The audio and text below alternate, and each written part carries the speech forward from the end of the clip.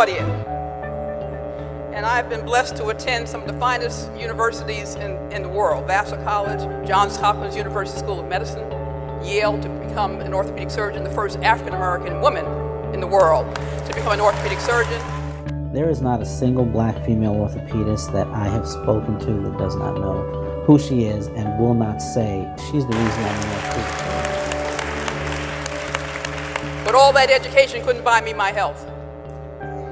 And when I woke up, instead of having a transplant with the doctors telling me, Claudia, you had cancer in both your kidneys, you can't get a transplant now, you have to go on dialysis because we don't know if that cancer has spread. My response, even though groggy from anesthesia, was praise God.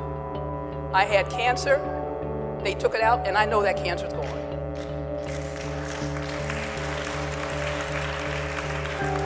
The next 15 months I struggled with, as my sister said, complications. I had a grand mal seizure, put me in a coma for 4 days. My sister and my mother were told that I was brain damaged, and prayer brought me through that intact. I had so much potassium in my blood that my heart stopped beating, but I was alive and talking to the doctor in the emergency room. So I know that I'm here through the grace of God, and that prompted me to write my autobiography, God's Spare Life, which is my testimony. The gift of a kidney from my sister in 1991 has allowed me to have 20 productive years as a physician, as an activist, as a mentor, and as an author. And the miracles that God has done in my life are documented in my autobiography. 20 years is an exceptionally long time to have a kidney transplant survive. And over the past year, my doctors have told me that my kidney function is starting to decline again. And just recently I was advised to ask relatives, cousins, because I have no other siblings, if they would be willing to be tested for another kidney transplant. My kidney function has deteriorated to that point. I will need that transplant for survival. And that's when I asked God for another miracle. This is Coach Jay, who came into my life just about a year ago. Deacon Temple, I want to say thank you, because this experience thus far has been a wonderful, wonderful experience, very moving. I come from the city of Jacksonville, Florida, and I must tell you, this has been a home away from home. This has been a wonderful, wonderful experience. As Dr. Claudia said, I met her just under a year ago, and in the process of meeting her, although I'm a motivational speaker and I speak around the country, but there was one thing that I wanted to do in my life. I had a very good life growing up. I was very blessed in many, many ways. My father and my mother, the things that they have accomplished in life. I used to tell God, you know what? I wanted a testimony. I wanted to be able to stand in front of people and show the grace of God. And because the good life I had, I felt like that I was not able to do that like other speakers. How they could talk about their ups and their downs and their pitfalls in life. I said, God, I don't have those things. Can you make me an example of your grace? Can you do something? And I'll definitely say yes. So I started this program entitled Step Into Your Greatness.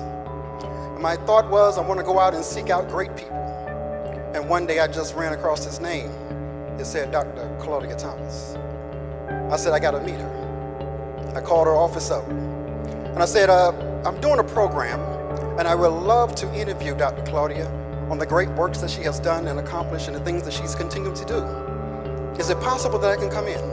Her assistant said, well, she's in and out of town right now. She's kind of busy. I said, I tell you what, can you give me your email address? And what I'll do is send you a little clip of what I'm doing. And she said, well, sure. I sent over the clip, and 30 minutes later, she called me back and said, can you meet her next Tuesday? I said, that's all right.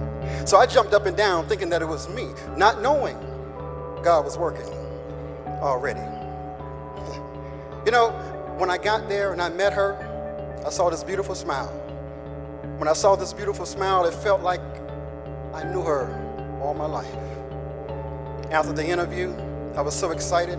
I went back home. I told my mother, family members, I said, this woman is going to be my godmother, but she just don't know it yet. As time went on, I continued to meet with her. We shared experiences together, talked, many conversations.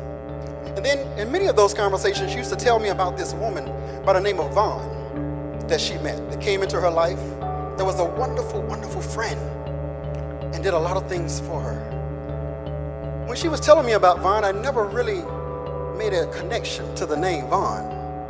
I just listened to the conversations. So one day we were sitting in her kitchen having a conversation. I was telling her about my little nephew. And I said, my little nephew calls me Uncle Vaughn. And she looked at me and she said, say what? She got up and walked over to the living room and she turned around, as she always do, put her hands on her hip. And she said, how is your name Vaughn?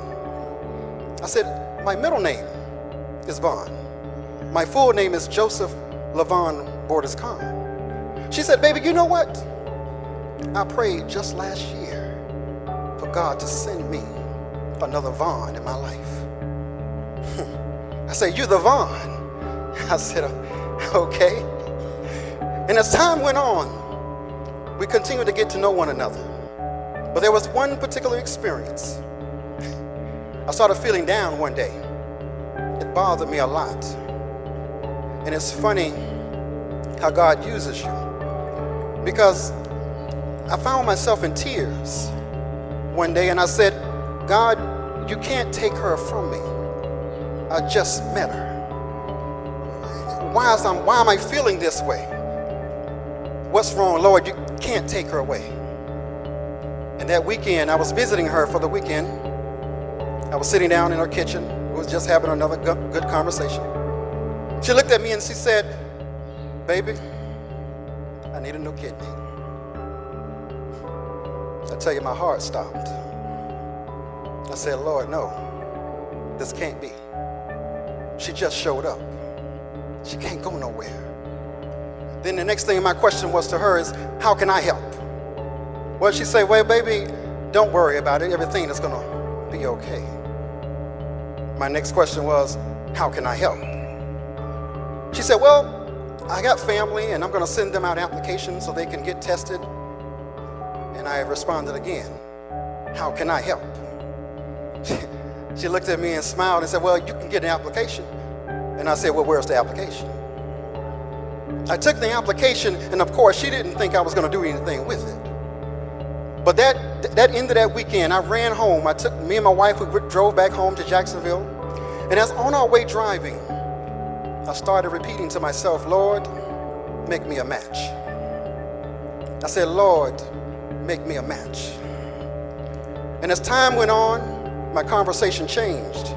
I said, Lord, I am a match. I said, I am a match. I turned the application in. They sent back the thing so I can get tested. A couple of weeks later, I got the results. Miss Alicia called me from the Medical Center of Maryland. And she said, do you know your blood type? I said, well, not that I know of. She said, well, you have a very rare blood type. I said, rare? It's kind of strange because I don't know if that's a good thing or a bad thing. They have a rare blood type. Then she told me, well, the good thing is you and Dr. Claudia share the same blood type. I said, well, okay. Then she told me something else about estrogen. She started naming all these medical terms that I really didn't understand. And then she told me that you and Dr. Claudia share a 1. Then I asked her again, so what does that mean? She said, well, everything is good. I said, okay. She said, the next thing we have to do is put y'all bloods together and see if everything would work. And it came out good. So I asked her again, I said, so tell me something. What does this mean? She said, son, you a match.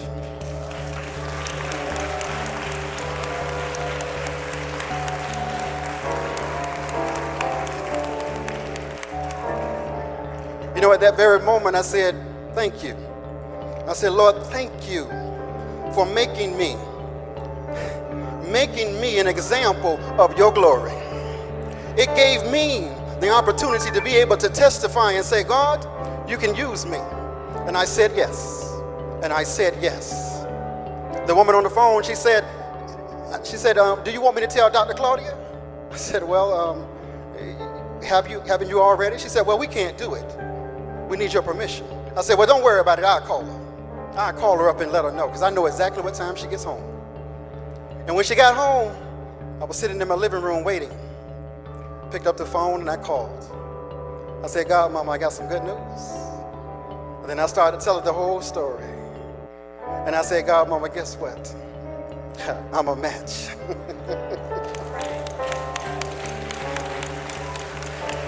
God, Mama started to scream and shout.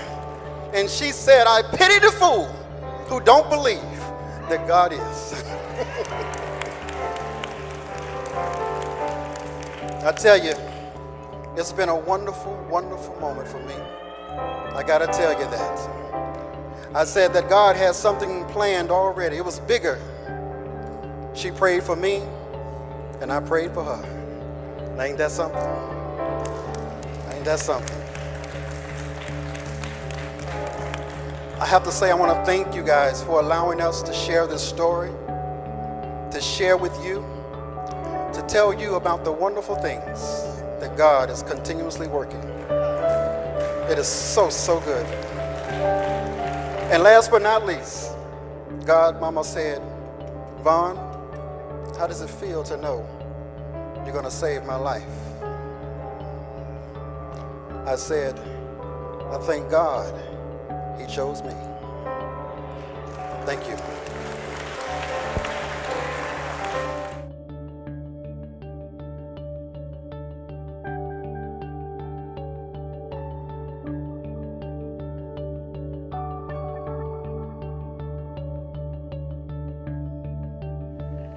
It's a motivational thing. Many teens today don't have that figure that they need at home to keep them driven, to keep them to accomplishing their goals and actually setting out goals to complete them. So this workbook would actually give them that backbone of support that they need or that they're lacking in their household or whatever they need. It will give them a basically guideline of how to. That's right. And I applaud you. I applaud you for what it is that you're doing, because the fact that you are getting kids to understand that just as sure when they were born that they were given 2 eyes and a nose and a mouth, they were also given greatness, and they have to unlock it. I applaud you in that effort. I really do.